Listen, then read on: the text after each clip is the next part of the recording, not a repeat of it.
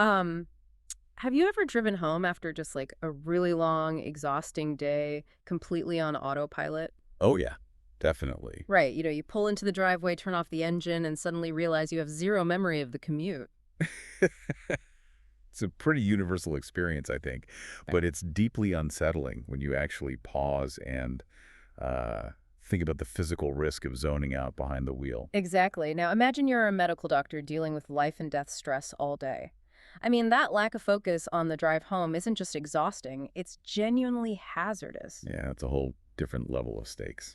Welcome to today's deep dive. We are exploring the book Jum Mindful Jim Now W by Dr. Feng Cheng Kar. And our mission today is to zoom in on this really powerful sharing from the book to see how practical mindfulness can conquer intense professional burnout. Yeah, so the perspective we're exploring comes from Dr. Lim Soo Bin.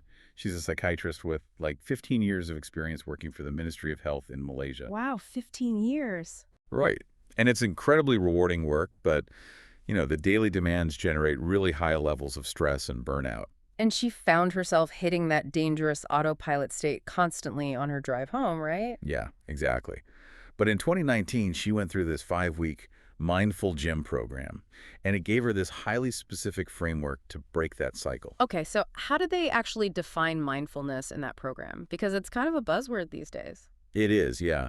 But the program defines it very practically as paying attention to the present moment, but with 3 distinct qualities: kindness, a beginner's mind, and wisdom. Okay, kindness, a beginner's mind, and wisdom. Yeah, and Dr. Lim realized this wasn't just some abstract philosophy. It was an actual toolkit she could use on that hazardous drive. I really like how she broke that down in practice. Instead of letting her brain loop the stress of the day like a skipped record, she shifted to conscious driving. Right, which takes effort. It does. Like, she practiced kindness by purposely yielding to crossing animals. And she engaged that beginner's mind to notice new landmarks she usually just completely ignored. Oh, that's interesting. Yeah, and she drove with wisdom by actually planning the route and, sticking to traffic rules. But I have a question about this. Sure, go ahead. How does adding those specific elements like the kindness and the beginner's mind actually stop that mental stress loop better than just forcing yourself to pay attention to the road? Well, it's vital because if you forcefully command an already stressed nervous system to just pay attention, you usually just create more tension. Oh, right, like yelling at yourself to relax. Exactly. But kindness softens that inner harshness. It signals to the body that it's safe. And then the beginner's mind forces the brain out of its autopilot mode. Because autopilot is where all the anxiety and rumination live, right? Spot on. It pulls the brain into this active, curious engagement instead. So the curiosity acts like a circuit breaker. And if that works on a low-stakes drive home, she clearly recognized she needed that exact same mental circuit breaker when the stakes were much higher. You mean like back in the hospital ward? Yes. Because if it can transform a commute, how does it hold up in an actual high-stakes medical environment? Well, that's where she started using this technique called the Mindful Stop P.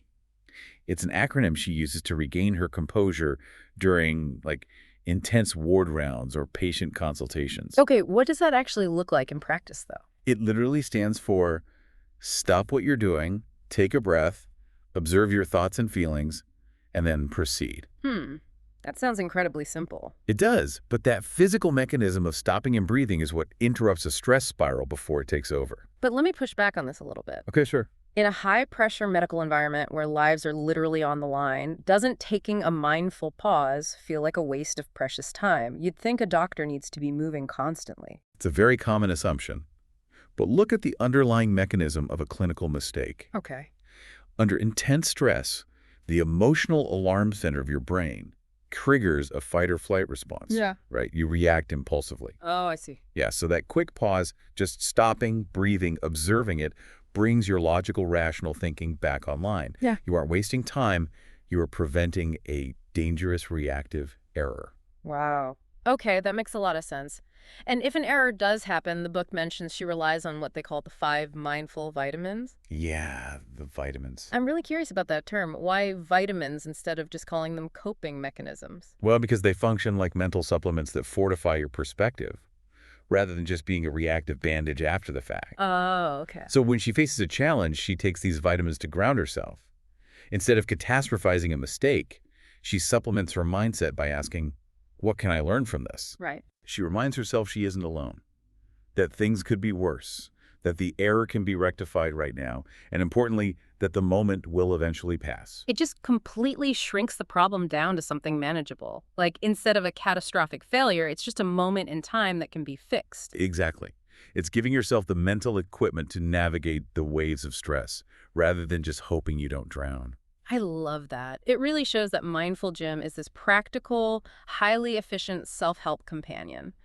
Mindfulness isn't about, trying to empty your mind on a mountaintop somewhere. No, definitely not. It's about facing high-stress jobs with an actionable, preventative toolkit. Which brings us to a final thought for you, the listener, to ponder today. Let's hear it. If a busy psychiatrist with 15 years of experience can find the time to take a mindful pause to physically stop and breathe in the middle of a chaotic hospital ward, what is truly stopping you from taking just one mindful breath before opening your next stressful email?